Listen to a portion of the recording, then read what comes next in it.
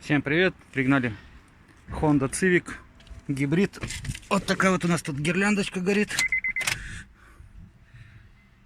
Прям конкретная гирлянда. Ничего не работает, толком ничего не показывает. Заводится только со стартера. Не работает у нас гибридная установка. Ошибки по коншине, по ИМА.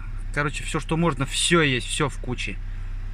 Сейчас будем проверяться, что к чему. И не показывает спидометр, скорость тоже не видит. Коробка у нас в аварии, только первая передача. Будем возюкаться, разбираться, что тут у нас.